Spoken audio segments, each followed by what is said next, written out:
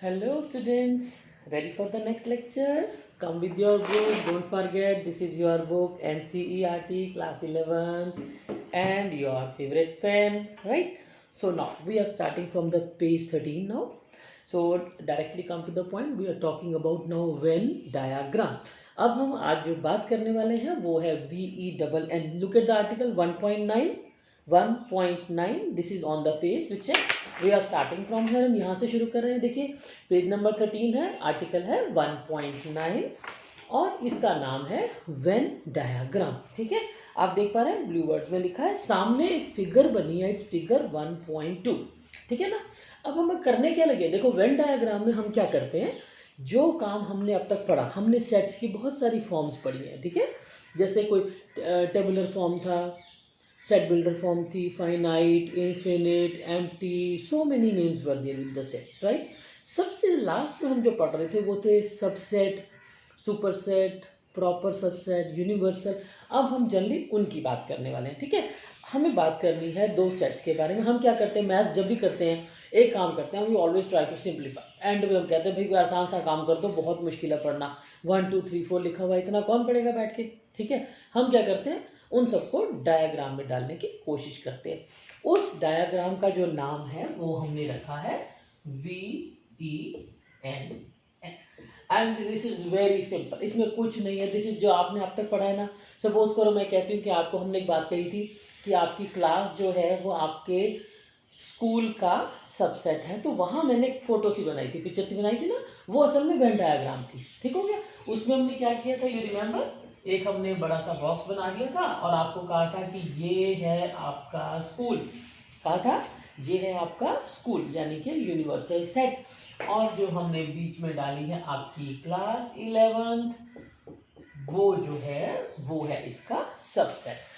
असल में बिना कहे वो हमने आपकी वेन डायग्राम बना दी थी. ठीक हो गया ना, ये ज़्यादा आसान था. मैं बार बार आपको ये बताती स्कूल में क्लास होती है, ठीक है कि नहीं है, तो बेटर है मैंने एक बड़ा सा स्कूल बना दिया और उसमें एक क्लास डाल दी, राइट है, और उसमें और भी क्लासेस होती हैं. So we directly come to the point, turn the page, come to the page number 14. इसमें हमें एग्जाम्पल्स दे रखे हैं, फिगर 1.3 आप भी देख रहे हैं. ठीक है ना. उसने क्या किया, यूनिवर्सल सेट लिया है नेचुरल नंबर्स फ्रॉम 1 to 10. ठीक है, उसमें से 2 4 6 8 10 वो उसने लिया है सेट ए. ठीक है, ऑटोमेटिकली वो उसका पार्ट दिख रहे हैं तो वो सब सेट बन जाएगा, राइट है. और फिर उसने कहा है कि अब इसको वेन डायग्राम की तरह प्रेजेंट करो. तो सिंपल सी बात है, देखो हम एक काम करते हैं, 2 4 6 8 10 हमें इसको बॉक्स में शो करना है. तो जब हम लिखने पर ही आते हैं ना, तो हम पता क्या करते हैं, देखो हमने एक पहले बड़ा सा बॉक्स बना दिया. ठीक है, उसमें हमें देखो 1 2 3 4 तो ठीक है, लेकिन हमें कौन इकट्ठा चाहिए, 2 4 6 8 10. तो हम क्या करते हैं, 2 4 6 8 10, बिकॉज हमें इन सबको एक ए के नाम से शो करना है. ठीक है, लेकिन दिस इज नॉट कंप्लीट. क्यों, बाकी तो है ना. ये तुम्हारा जो यूनिवर्सल है उसमें कौन कौन बच गया, 1 3 5 7 and 9. So this is called a Venn diagram. ठीक हो गया. वेन डायग्राम क्या होती है, जो जो हमने बोला था उसको अगर हम एक डायग्राम बना दें तो उसका नाम बन जाता है वेन डायग्राम. अब अगर आपको मैं वेन डायग्राम ये देती हूँ तो आप देखते सर बता देंगे कि जो क्लास 11th है वो स्कूल का सबसेट है. ठीक है, फिर आप इसी तरह से 2 4 6 8 10 बड़े आराम से बता सकते हैं कि जो ए है वो यू का सबसेट है. ठीक है, हो सकता है कि आगे ए के भी सबसेट हो. अब मान लो हम 6 और 10 सपोज करें, हम एक सेट है हमारे पास बी जो है वो है, सपोज करते हैं 8 एंड 10 है. तो जो बी और 8 है वो क्या बन गया, वो ए का भी सबसेट बन गया. ठीक हो गया ना. तो सबसेट्स के आगे एक चेन है, हम जिस मर्जी को चाहें उसका सबसेट कह सकते हैं या बना सकते हैं, बट हम करते वही हैं जो हमसे पूछा जाता है. ठीक है, सो दिस इज द डायग्राम. इसमें कोई खास बात है नहीं बताना, इट्स वेरी शॉर्टकट. ये तो बहुत ही आसान है, हम तो बिना कहे डायग्राम पहले से ही बना रहे थे, राइट है ना. सो नाउ अब हम बात करते हैं. देखो हम जब भी कोई चीज़ सीखते हैं तो हम एक, जैसे आपको याद है हम क्वेश्चंस करते थे, नंबर्स लिखते थे तो उनमें प्लस करते थे, minus, multiplication, division and so on, काफ़ी थी ना. उसको हम कैलकुलेशंस को बोला करते हैं ऑपरेशंस, राइट. इसी तरह से हम सेट्स में भी ऑपरेशन करते हैं. ऑपरेशन माने हमने प्लस माइनस वर्ड थे वहाँ पर, अब हम प्लस माइनस वर्ड यूज़ नहीं करते. अब हम यूज़ करते हैं यूनियन एंड इंटरसेक्शन, क्योंकि ये तो अलग अलग है. देखो ये क्लास 11th है, ये क्लास 10th है, तो ये सारे अलग अलग हैं, हम इनको प्लस माइनस नहीं कर सकते, ठीक है, लेकिन हम इनके बीच में कोई रिलेशन बना सकते हैं। रिलेशन कैसा, मान लो मैं तुम्हें कहूँ कि एक पूरा का पूरा ग्रुप बनाओ जिसमें 11th 12th दोनों क्लासें आती हो, ठीक हो गया, तो कैन आई से कि ये 10th और 11th का यूनियन बन गया। ये जो मैंने बड़ा वाला राउंड बना दिया, ये कौन बन गया, 11th एंड 10th का यूनियन, ठीक हो गया। तो ये तो हम कर सकते हैं ना, है ना, हम किसी को प्लस तो नहीं कर सकते। अब जो बच्चे 11th के हैं वो 11th में ही रहेंगे, जो 10th के हैं वो 10th में ही रहेंगे, लेकिन हम 11 12 के पूरे बच्चों को इकट्ठा एक रूम में खड़ा कर सकते हैं, राइट। तो इसका मतलब है हमने क्या कर दिया, उनका union. Is that clear? So हम इसकी बात कर रहे हैं। Now you come to the page number 14, almost middle में लिखा है 1.10.1, हम डायरेक्टली यूज पे पहुंच गए हैं, ठीक है। इसमें इसने बड़ा क्लियर से आपको बताया है कि this is written as U, union को कैसे लिखेंगे, यू, और बोलेंगे कैसे, ए यूनियन बी। अब आप बिल्कुल सिंपल सी बात, जैसे आपको मैंने यहाँ ऑलमोस्ट क्लियर कर दिया कि यूनियन का मतलब होता है कि हमने उन सबको इकट्ठा कर दिया, ठीक है। अब अगर इकट्ठा कर दिया, मैं आपको एक शॉर्ट सा एग्जांपल देना चाहूँगी इसके लिए। इकट्ठा करने का मतलब, जब वो सपोज कर लो ए है हमारे पास, let it be A B C and D, ठीक है, और जो बी है वो है ए ई आई ओ यू। अब मैं कहती हूँ कि एक पहले तो एक वेन डायग्राम बनाओ, ठीक है, साथ साथ मुझे इन दोनों को यूनियन करके दिखाओ, राइट है। देखो वेन डायग्राम हम बाद में बनाते हैं, पहले हम इनका करते हैं यूनियन। यूनियन का मतलब है ए में हो या बी में हो, वो सारे के सारे आने चाहिए। देखो हमने जो कहा था ना यूनियन 10th और 11th क्लास का, तो फिर वो बच्चा चाहे 10th क्लास का हो चाहे वो 11th क्लास का हो, इस रूम में खड़ा होना चाहिए, क्योंकि हम सारे के सारे बच्चे हमने यहाँ बुला रखे हैं लेक्चर देने के लिए उनको। Is that clear? Same with this कि अब हम क्या बात करें, ए और बी की।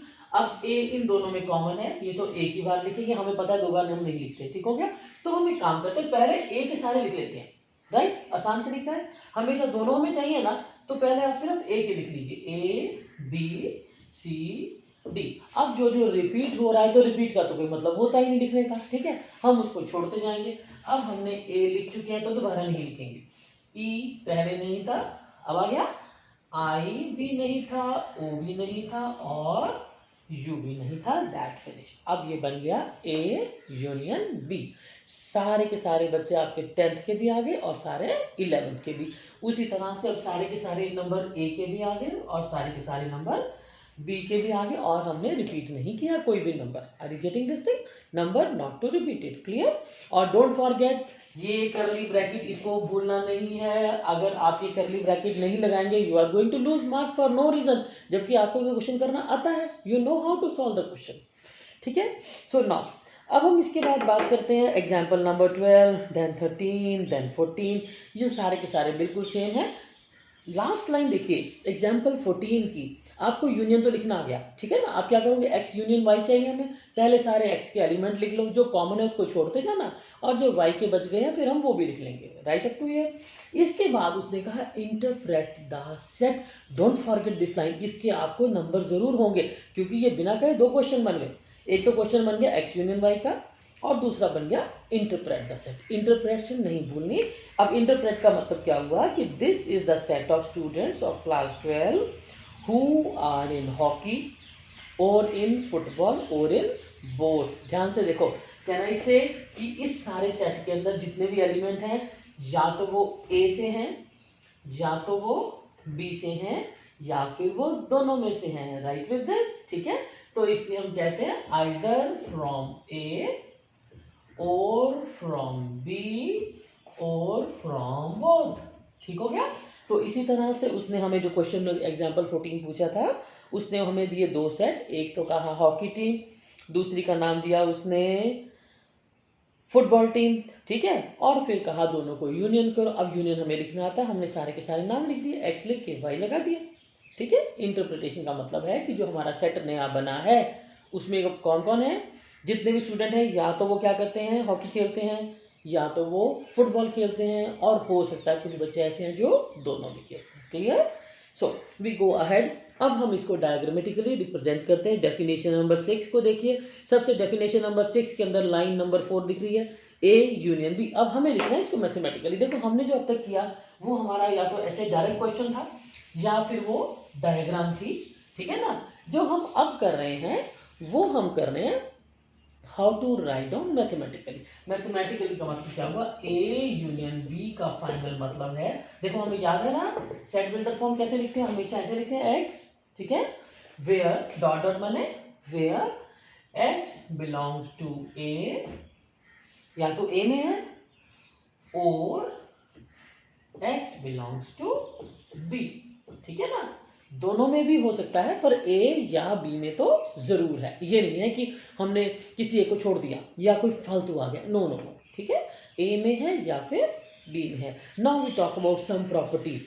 अब इसको डायग्राम कैसे लिखनी होती है, देखो हमने सपोज हमारे पास ऐसे बनाना है, हमने यूनिवर्सल सेट बनाना है सबसे पहले, फिर हमने एक सेट को लिखना है a, जब तक वो ना कहे कि दीज आर डिफरेंट तब तक हमने इन दोनों को आपस में ये क्लैश जरूर करके दिखाना है, ठीक है। क्लैश हो सकता है, मे नॉट बी, नहीं भी हो सकता, बट हमने इस क्लैश को करके दिखाना है। क्लियर हो गया, ए एंड बी लगा दिया अब हमने। अब हमें चाहिए यूनियन, यानी कि इसको हमने क्या करना है, ऐसे पेन से ही you will do like this, और इसका नाम बन जाएगा A union B. Easy to make, I think it's quite easy, है ना। डायग्राम वैसे बाई चांस कर ही रहे थे इसको, बीच बीच में जब हमें लग रहा था हम इसको यूज किए जा रहे थे। अच्छा, इसके बाद देखिए अब सम प्रॉपर्टीज। प्रॉपर्टीज, पहली प्रॉपर्टी कहती है A union B is equal to B union A, यानी कि इन दोनों में कुछ फर्क है। अगर मैं इसको ऐसे लिख दूं तो ज्यादा से ज्यादा क्या होगा, बी के एलिमेंट पहले आ जाएंगे और ए के एलिमेंट पीछे रह जाएंगे, रहेंगे तो वही, ठीक है। सो ए यूनियन बी और बी यूनियन ए बिल्कुल सेम होते हैं। और मान लो हमें एक और लगा दी तीसरा भी, तो भी सेम ही रहेंगे। सपोज करो मैं यहाँ पर I cut down, I use another set C, और इन तीनों का यूनियन कर दें, ठीक है ना। तो फिर हम चाहे ऐसे लिखें या फिर हम चाहे आगे पीछे ब्रैकेट लिखें, एलिमेंट तो ए बी और सी तीनों के ही आएंगे, right with this. Now then we talk about next A union phi. अब एक ए सेट है, उसमें हमने कुछ ऐड ही नहीं किया, फाइव मैंने एम्प्टी। अब हम किसी सेट के अंदर कुछ डाल ही नहीं रहे तो वो तो सेम ही रहेगा, है ना। A plus zero is equal to A, ठीक है, तो सेम ईयर यहाँ भी उसी तरह चलता है। अब हम पर प्लस वर्ड नहीं यूज करते क्योंकि सेट की बात कर रहे हैं, तो हम लिखते हैं A union five is equal to A, ठीक है। ऐसे ही ए यूनियन ए। अब अगर मैं यहाँ पर लिख दूँ capital A is equal to 1 2 और फिर से कैपिटल ए, और मैं बस कहूँ कि फाइंड आउट ए यूनियन ए, तो तुम क्या कहोगे, तो फिर वही तो रहेगा, बाहर से तो कुछ आएगा नहीं, ठीक है। Then is universal union A. अब यूनिवर्सल यूनियन ए को ध्यान से देखो, ये है यूनिवर्सल सेट और इसमें है ये छोटा सा सबसेट ए, ठीक है। अब अगर तुम इन दोनों का यूनियन लिखोगे, सपोज करो यहाँ पर 1 2 3 4 5 था और यहाँ पर 7 8 था, लेकिन जब तुम इनका यूनियन करोगे तो क्या होगा, U यूनियन ए, ये बन जाएगा आपका 1 2 3 4 5 7 एंड 8, ठीक होगा ना। तो इन दोनों में जब हम यूनियन करेंगे तो ऑटोमेटिकली ये फिर से यूनियन बन जाएगा पूरा का पूरा सेट, क्योंकि ये जो सारे के सारे एलिमेंट है वो तो पहले से यू में है। अब उसमें से चाहे हम ए के लिए निकाल लें चाहे किसी और के लिए, जब हम कंबाइन करेंगे तो बड़े वाला सेट ही रहेगा, उससे कम तो वो हो नहीं सकता, right with this. So this will be your the law of U, is that clear. अब हम बात करते हैं आगे। Now we are on the page number 15 page पर है हम, 1.10.2 इसी के साथ चल रहे हैं। एक्चुअली इसी का पार्ट है, इनको हम इकट्ठा भी कर सकते थे लेकिन आई थॉट कि हम अलग अलग करते हैं। दैट इज नाउ, अब ये मैं इसको यहाँ से सारा नहीं हटा रही, अब हमने बात करनी है, ये बात तो हुई इन दोनों को ज्वाइन करने की। अब हम बात करते हैं इंटरसेक्शन। इंटरसेक्शन में देखो बोलेंगे तब भी ऐसे लग रहा है कि दोनों में कॉमन होती है। इंटरसेक्शन पढ़ते हैं ना, इंटरसेक्शन ऑफ लाइंस पढ़ते हैं, तो हम कहते हैं उन दोनों का लाइन का कॉमन पॉइंट पढ़ा करते थे। तो now we are talking about sets. तो इंटरसेक्शन का फिर से वही मतलब है कि ए और बी का common point. Can I right a set of x such that x belongs to a and notice this word x belongs to b। तो इसका मतलब है और ये एंड, बस यही का डिफरेंस है दोनों के बीच में। अगर यूनियन है तो कौन आएगा, और, ठीक है ना। क्यों, क्योंकि या तो कोई भी एलिमेंट ए में था या तो वो बी में था। लेकिन अब हम क्या कर रहे हैं, अब हम ढूंढ रहे हैं उनका कॉमन पॉइंट, और कॉमन का मतलब क्या होता है कि ए में भी होगा और बी में भी होगा। ठीक हो गया। अब ऐसे नहीं हो सकता कि ए में है और बी में नहीं है तो चलेगा, नो नो नो। अब क्या होगा, दोनों में। अब हम इसको प्रेजेंट कैसे करेंगे, लुक एट दिस। सपोज करो ये है, this is your universal set. हम इसको हमेशा बनाते हैं, ठीक है, यूनिवर्सल के बिना हम नहीं चलते। This is your A, this is your B. तो ऐसा नहीं लग रहा कि ये जो हमारा पोर्शन है वो कॉमन है, ए में भी है और बी में भी है। इसका मतलब है कि this portion will represent your intersection. और हम इसको लिखते कैसे हैं, जैसे यू का हमने ऊपर को यू बनाया ना, ऐसे उल्टा यू कर देंगे तो बन जाएगा इंटरसेक्शन, राइट नाउ। तो इसके बाद हम आगे चलते हैं। अब हम फास्ट लेते हैं बिकॉज बहुत ज़्यादा सिलेबस है हमारा। सो नाउ अगर हमें क्वेश्चन करने होंगे तो इंटरसेक्शन का मतलब अब तुम्हें बहुत अच्छे से आता है, मुझे बताने की इतनी जरूरत नहीं है, ठीक है ना। जैसे हमने यूनियन में सबको इकट्ठा किया था, अब की बार हम क्या करेंगे, याद करो क्या करना चाहिए अब हमें। अब हमें उनके कॉमन ढूंढने हैं। कॉमन मतलब सपोज करो ये बनता है 1 2 3 4 5, ठीक है, और हमारा जो बी है वो है 1 3 5 7 9, ठीक है। तो अब हमें क्या चाहिए, इंटरसेक्शन। इंटरसेक्शन मतलब दोनों का कॉमन। कॉमन कौन कौन है, देखो 1 1 कॉमन है दोनों में। सबसे पहले हमने 1 लिख दिया, 2 तो कोई कॉमन नहीं है, 3 and 3 यस दोनों में है, 5 and 5 दोनों में है, ठीक है। तो इसका मतलब बन गया इंटरसेक्शन। और अगर हम इसकी वेन डायग्राम बनाए तो देखो वेन डायग्राम बिल्कुल 100% सेम बनेगी। कैसे, जब हम बनाने की कोशिश करेंगे तो हम देखो वेन डायग्राम बनाते वक्त ना हम ऐसे नहीं होता कि नंबर कहीं भी लिख दिए और फिर हम गोल गोल घूम घूम के ला रहे हैं। नो, हम बनाते वक्त ही हमें पता लग जाता है। देखो हम पहले प्लानिंग करते हैं, ऐसे नहीं कोई भी काम कर देते। हमने पहले से प्लानिंग कर ली है कि हमारे पास 1 3 5 जो है वो कॉमन है। कॉमन है तो वो कहाँ पर आने चाहिए, वो आने चाहिए इन दोनों के बीच में, ठीक है ना, क्योंकि वो ए में भी है और वो बी में भी है। बिना प्लानिंग के ये काम नहीं करते। Always make the first circles. Intersection बना के अलग से आप चेक कर लो, ठीक है। और जैसे ही हमने इंटरसेक्शन बनाया तो जो बीच में कॉमन है, अब देखो ये जो मैंने 1 3 5 लिखा है आ रहा है ना ए वाले सर्कल में, पहले सर्कल में आ रहा है, और फिर यही 1 3 5 दूसरे सर्कल में भी आ रहा है।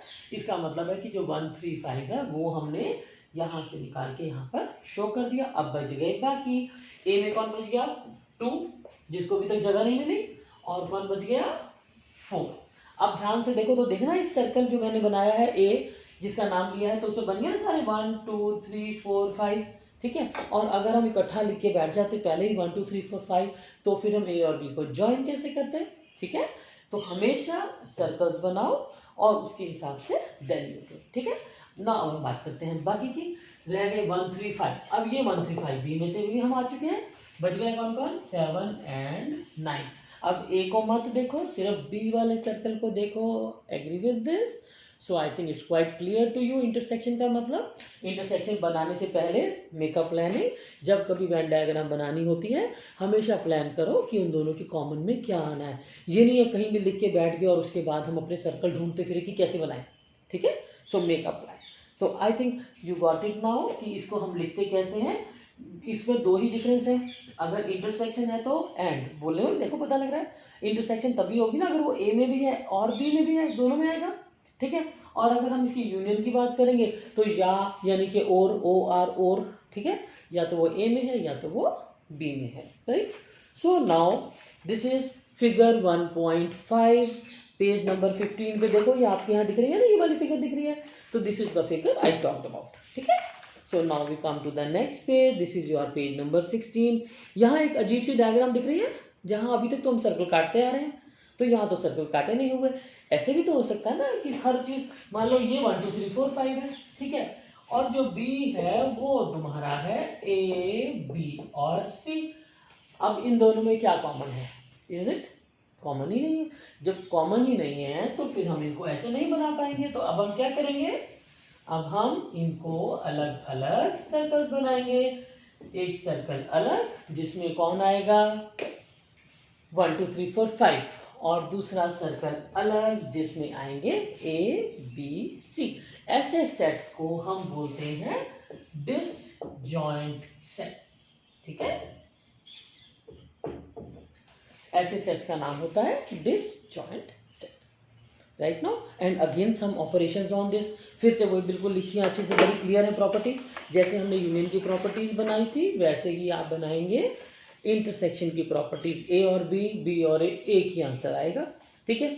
इसी तरह से एक एसोसिएटिव लॉ है, अगर हमें 2 की बजाय 3 हो जाए तो कॉमन तो वही रहेंगे, चाहे हम पहले 2 का कॉमन निकालें ए और बी का, और चाहे हम बी और सी का, जो कॉमन है वो तो नंबर नहीं बदलने वाले।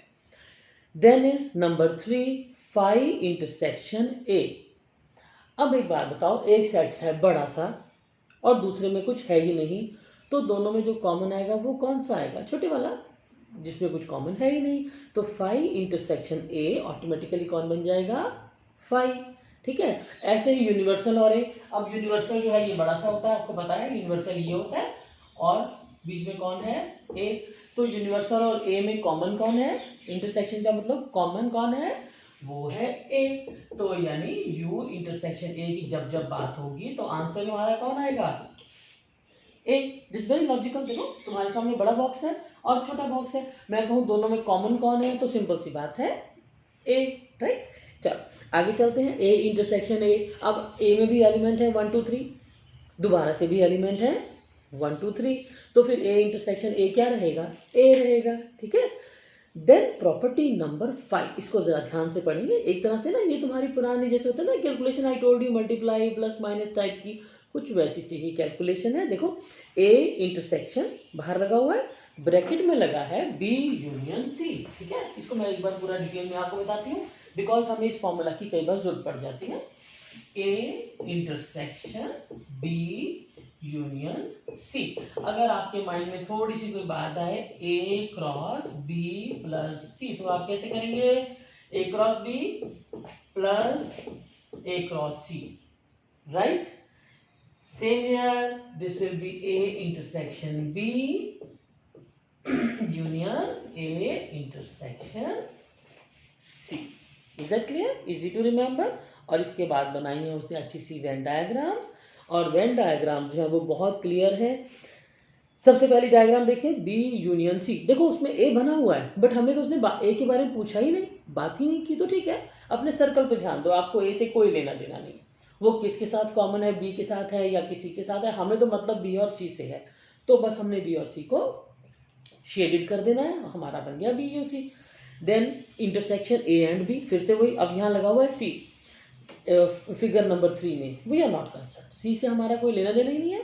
तो हम बात अगर सिर्फ ए और बी की कर रहे हैं तो ध्यान से उन्हीं सर्कल को नोटिस कीजिए जो हमें चाहिए, ठीक हो गया। तीसरा सर्कल हो या ना हो हार्डली मैटर्स।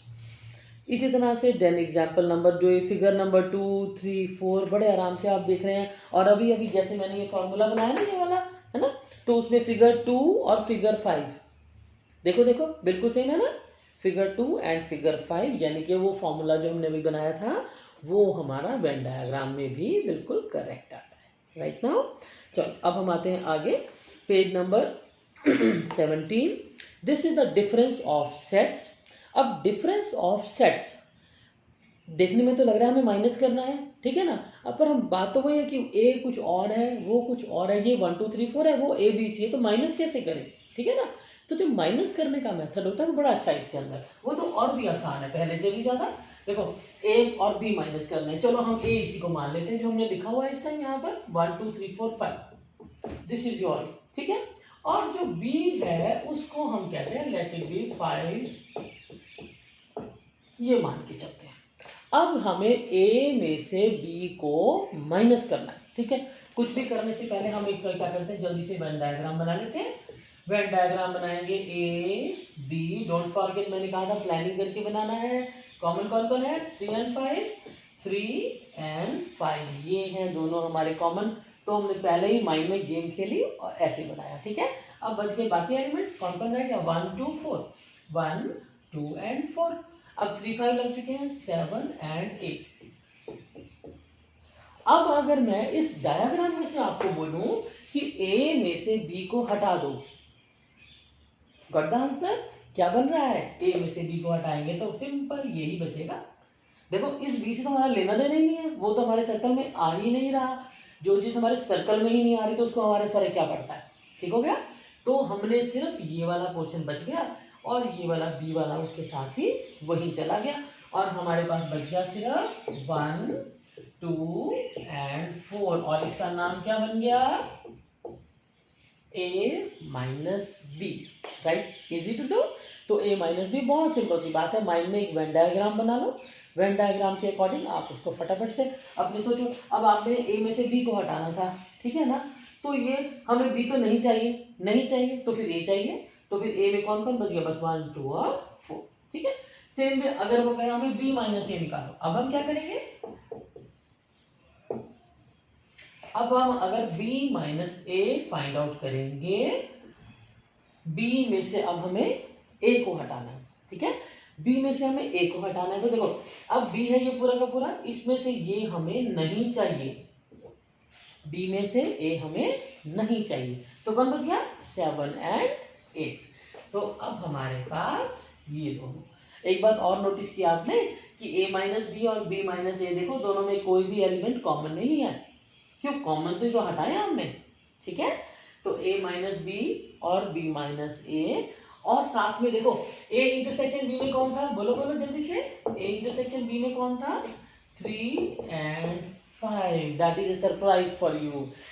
तीनों देखो 1 2 3, तीनों में कोई भी चीज कॉमन नहीं है। यहाँ है 3 5, यहाँ है 1 2 4, यहाँ है 7 and 8।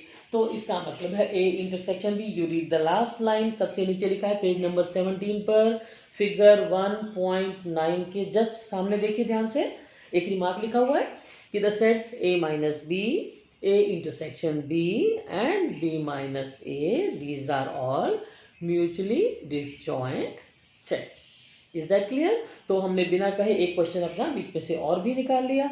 So I think it's quite easy, very comfortable with a minus B and b minus a।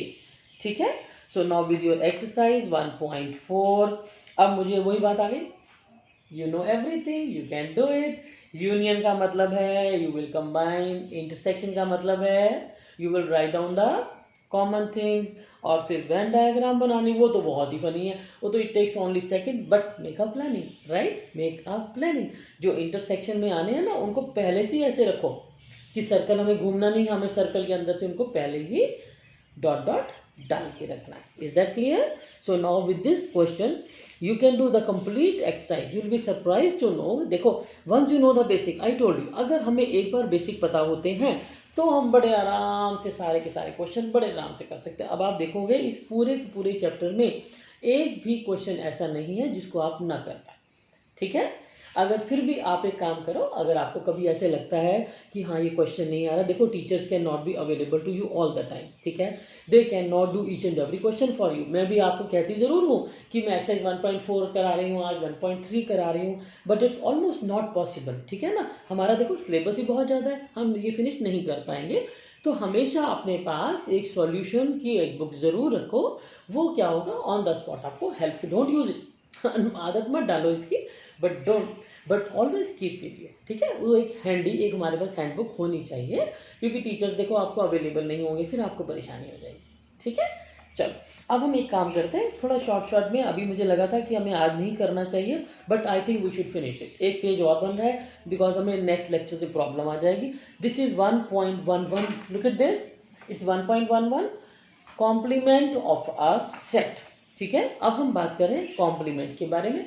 Complement क्या होता है, बिल्कुल सिंपल सा टॉपिक है, इसीलिए मुझे लगा कि हम इसको आज फिनिश कर सकते हैं। कॉम्प्लीमेंट होता है, देखो complement is a very simple thing.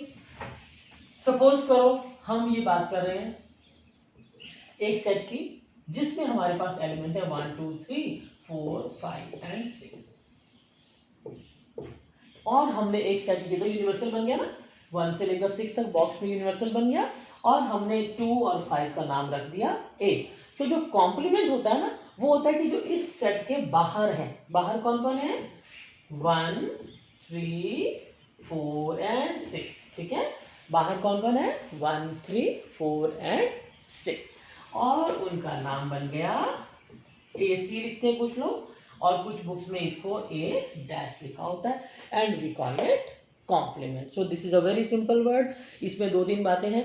देखो पेज नंबर 19 पर आई टोल्ड यू, देखो मैं पूरा इसमें डिटेल में नहीं बात करती, आई ऑलवेज पिन पॉइंट, उन्हीं को लाइंस को नोट किया करो, अंडरलाइन किया करो जिनके बारे में बात करती हूँ। जो बाकी है वो उनकी एक्सप्लेनेशन है और हम उनको वर्बली आपको बता पा रहे हैं और आप उनको आराम से समझ पा रहे हैं। So don't waste time in that, directly come to the page number 19 और सबसे ऊपर एक लिखा है डेफिनेशन नंबर 8। डेफिनेशन नंबर 8 जो है वो सीधी कॉम्प्लीमेंट की डेफिनेशन है और आपको अब अच्छे से लिखनी आती है। You know how to write down any set builder form. X complement कौन होगा? सेट ऑफ एक्स, जहां एक्स यू में तो है, देखो ये सारे कहां पर है? यू में तो है पर कहां पर नहीं है? And they are not in A. ठीक है, हमारे सारे के सारे सेट जो कॉम्प्लीमेंट बनते हैं वो ए में नहीं, यानी कि ए से बाहर के एलिमेंट। तो that is very simple thing. Complement में तो बहुत आसान बात है। अच्छा, अगर हम इसको दोबारा कॉम्प्लीमेंट कर लें, अभी अभी हमने कहा ये है जो हमारा 1 3 4 6, इसको अगर हम दोबारा से कॉम्प्लीमेंट कर दे तो अंदर पहुंच गए। कौन आ गया? ये बाहर है चारों, इन चारों के जो अपोजिट साइड है तो हमने इससे बाहर थोड़ी जाना है, अंदर ही रहना है ना। तो इन चारों का जो अपोजिट बच जाएगा वो होगा 2 and 5, यानी कि हम दोबारा घूम घूम के कहां पहुंच गए? ए पर। ठीक है, तो सी लिखा है या डैश लिखा है, इसका एक ही मतलब है। This is written in the blue box on the page number 19। So I think this topic is very much clear to you. लेकिन अभी हमारा थोड़ा सा काम बाकी है। थोड़ा सा काम के अंदर देखो हम क्या करते हैं। अब हमें, आई थिंक आपको क्लियर हो गया, ए का कॉम्प्लीमेंट कौन होता है? यूनिवर्सल सेट के जो एलिमेंट बच जाते हैं। कुछ एलिमेंट तो ए में आ जाते हैं ना, जो ए में नहीं आते उनका नाम हो जाता है कॉम्प्लीमेंट, जो बाहर है। ठीक हो गया? So this is your A complement. अब हम जो बात कर रहे हैं वो बहुत अच्छी सी है, बिल्कुल सिंपल सी बात है। उसमें हमने क्या करना है, देखो एक हमारे पास ना ये आगे जाके फॉर्मूला बन जाएगा। ठीक है, look at example number 22। Direct कर लेते हैं इसको। एग्जाम्पल नंबर 22 में उसने एक यूनिवर्सल सेट दे दिया, आपको मिल गया ब्लू बॉक्स के जस्ट नीचे। देखिए इट्स 1 2 3 4 5 6। ए कितना है? 2 and 3। बी कितना है? 3 4 5। अब हमें पहले चाहिए, उसने कहा है फाइंड ए डैश। ए डैश माने जो जो ए में नहीं है। ठीक हो गया? अब हमारे पास 2 और 3 को छोड़ दे तो कौन बच जाएगा? 1 4 5 6। दिख गया? सॉल्यूशन के सामने लिखा है। ऐसे ही जो बी है वो है 3 4 5। तो जो बच गया कौन? वो कौन है? 1 2 6। I hope you are getting now. ठीक है ना? आपके सामने कॉपी पड़ी है और मैं आपको बता पा रही हूँ, तो you can see, you can confirm कि मैं ठीक कह रही हूँ। ठीक है? देन इज इन दोनों का इंटरसेक्शन। उसने कहा ए डैश इंटरसेक्शन बी डैश निकालो, तो वो कितना आ रहा है? 1 6। और फिर उसने कहा A union B find out करो, वो भी कितना आया? ए यूनियन बी हमारा है 2 3 4 5। ठीक है, और उसका जो कॉम्प्लीमेंट है वो बनता है 1 and 6। तो हमने इसमें देखा एंड में घूम घाम के कि ए यूनियन बी का कॉम्प्लीमेंट है A complement intersection B complement. ठीक है, इसको एक एग्जांपल देके मैं आपको बताना चाहूंगी फटाफट से। Let A is equal to say A B, ना ए बी सी बहुत बड़ा हो जाएगा, है ना। तो लेट इट बी 1 2 3। जो हमारा u है वो बन रहा है 1 2 3 4 5। छोटा कर लेते हैं इसको। b is equal to set of 3 and 5। ठीक है, अब हमने क्या करना है, अब आपको सारा कुछ देखो आपके सामने लिखा हुआ है ना, ये हम बाद में बनाएंगे, इसके बारे में अभी हमने अब बात ही नहीं करनी। ए कॉम्प्लीमेंट 1 गया, 2 गया, 3 गया, कौन बच गया? 4 and 5। बी कॉम्प्लीमेंट 3 गया, 5 बच गया, कौन बच गया? 1 2 4। तो ए कॉम्प्लीमेंट इंटरसेक्शन चाहिए उसको, A complement intersection B complement. अब इंटरसेक्शन क्या होता है? दोनों में कॉमन, दोनों में कॉमन कौन है? यहाँ भी है 4, यहाँ भी है 4, ये बन के आ गया 4। ठीक है, अब हम क्या करते हैं? ए यूनियन बी निकालते हैं। अब ए यूनियन बी, ये है ए यूनियन बी 1 2 3 5, 1 2 3 and 5। अब जरा देखना, गट इट। अगर हम इस ए यूनियन बी को कॉम्प्लीमेंट निकालेंगे, यानी कि इसके 1 2 3 5 के बाहर के एलिमेंट ढूंढेंगे, तो कौन बच जाएगा? सिर्फ अकेला 4, राइट नाउ। और जैसे हमारे पास 4 आएगा तो दिखा है ये दोनों इक्वल है, और बिना कहे हमने खुद ही एक फॉर्मूला बना दिया, वो है फॉर्मूला ए यूनियन बी का complement is A dash intersection B dash. ठीक है, इसी तरह से अगर आप जरा सा और ट्राई करेंगे तो यू विल चेक कि ए इंटरसेक्शन बी डैश जो है ये उसका उल्टा हो जाता है ए डैश यूनियन बी डैश, यानी अगर अंदर यूनियन है तो बाहर इंटरसेक्शन, और अगर इंटरसेक्शन है अंदर तो बाहर है union. Right now, so this is all about your page number 19। और इसके बाद थोड़े से जो उसने वेन डायग्राम दिख रही है, Venn diagram are you getting, figure 1.10 हम यही बना रहे थे। ए डैश हमें वो एलिमेंट चाहिए जो ए में नहीं है, तो जो नहीं है बाहर आ जाएंगे वो, तो हमने उसको हाईलाइट करके कह दिया कि हमारे पास जो ब्लू वाला एरिया ना, ब्लू वाला एरिया ए नहीं, ए तो अंदर है, वो तो हमने खाली छोड़ दिया है ना, वो तो हमें चाहिए नहीं, हमें ए के बाहर चाहिए, उसका नाम क्या बनेगा, द कॉम्प्लीमेंट। ठीक है, अब थोड़े से properties with the complement, we are just about to finish the syllabus for the day. Complement A union A dash, अब कोई बॉक्स था, इसमें हमने बड़े पहले से कह दिया ये तो है ए, फिर कहा बाहर जो है वो कौन है, कॉम्प्लीमेंट। अगर हम इन दोनों को यूनियन करेंगे तो कौन बनेगा, यूनिवर्सल सेट। ठीक है, then A intersection A dash, इन दोनों में कोई चीज कॉमन है, नो, ये तो हमने पहले ही कहा था कि ए और ए डैश होते ही डिसजॉइंट है, उनमें तो कुछ भी कॉमन है तो फायदा क्या हुआ, फिर तो कॉम्प्लीमेंट ही ना बना। ठीक है, अच्छा, इसके बाद हमने जो अभी अभी ये लिखे हैं, अगर हम किसी चीज़ को 2 बार कॉम्प्लीमेंट कर देंगे तो दोबारा वहीं पहुंच जाएंगे, बाहर थोड़ी निकलेंगे बॉक्स से, राउंड से निकलेंगे साइडों में, साइडों से निकलेंगे राउंड में, so will be there again. ठीक है, एम्प्टी सेट को कॉम्प्लीमेंट पूरा का पूरा, और पूरे पूरे सेट का कॉम्प्लीमेंट एम्प्टी, क्योंकि अगर हमने पूरा का पूरा ही सेट ले लिया तो बाकी क्या बचा, एम्प्टी सेट। ठीक है, सो दिस इज ऑल अबाउट। इसके बाद आती है आपकी एक्सरसाइज 1.5, तो ज़्यादा टाइम ना लेते हुए अब आपको बेसिक नॉलेज है, you can try each and every question, you don't need any help. ठीक है, आपको किसी की मदद की जरूरत नहीं है, अब आप सारे के सारे क्वेश्चन कर सकते हैं। So this finishes up to your exercise 1.5। आज मैंने 2 एक्सरसाइज इकट्ठी इसीलिए करवा दी हैं आपको, ताकि आप फटाफट से पूरा का पूरा जो है, हमें पूरी बुक फिनिश भी करनी है, we are short of time. ठीक है, सो अगर आपको मेरा लेक्चर पसंद आता है तो इसको लाइक कीजिए, शेयर कीजिए, I will wait for your comments. अगर आपको ज़रूरत है इमरजेंसी तो आप एक काम कर सकते हैं, हेल्प लिखिए और अपनी मर्जी का एक टॉपिक लिखिए, मैं सारा काम छोड़ के पहले आपके लिए एक लेक्चर ज़रूर बनाना पसंद करूँगी। ठीक है, तो सब्सक्राइब कर सकते हैं अब आप इसको। So wish you all the best, thank you so much. और हम नेक्स्ट लेक्चर शुरू करेंगे, that is very important, very important. This is the Venn diagram and the practical problems starting from page number 21. That will be the last lecture for the sets, और फिर हम शुरू करेंगे नया टॉपिक। पर अगर आप मुझे भी अपनी मर्जी का टॉपिक बता देंगे तो मुझे बहुत अच्छा लगेगा। और I will be starting with your chapter number 2, और जिसका नाम है relations and functions. Wish you all the best.